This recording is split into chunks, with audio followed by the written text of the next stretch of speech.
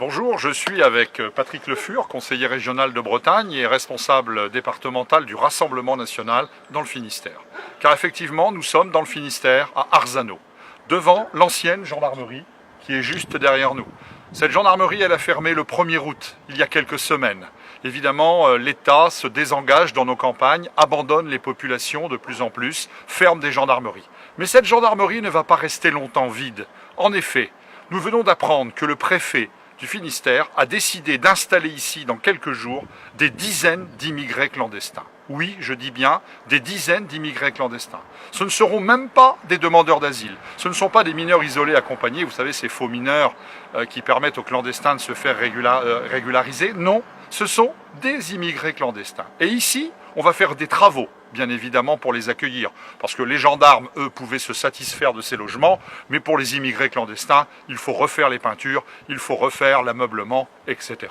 Oui, ces immigrés clandestins, avec votre argent, avec notre argent, vont être logés ici, vont être nourris, vont être soignés, vont être distraits également.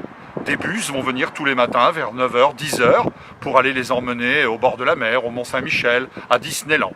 Bref, ils vont bénéficier d'avantages que n'ont plus les Bretons et les Français qui vivent sur ces territoires.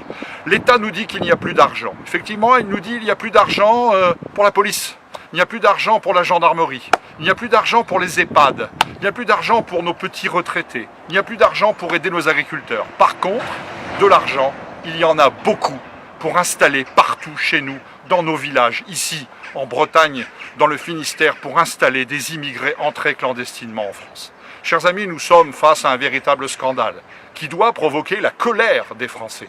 La colère parce que c'est une injustice sociale de privilégier des étrangers entrés irrégulièrement en France à ses propres compatriotes. C'est l'État qui fait cela, dans un silence absolu, dans un silence absolu de la classe politique, voire même avec une complicité de cette classe politique.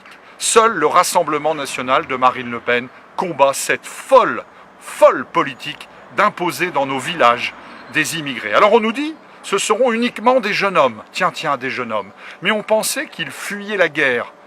Nous, on a dans notre histoire malheureusement des souvenirs tristes. Quand on fuit la guerre, on emmène sa femme et ses enfants. Non, apparemment, les femmes et les enfants seraient restés dans la guerre. Il n'y a que des jeunes hommes. On se moque de nous. On se moque des Français avec leur argent. Ce scandale doit cesser. C'est pourquoi nous sommes ici à Arzano aujourd'hui pour dire non à Monsieur le Préfet, non à l'État, non à cette classe politique qui est complice de l'installation de ces immigrés clandestins au cœur de nos plus beaux villages de Bretagne et de France.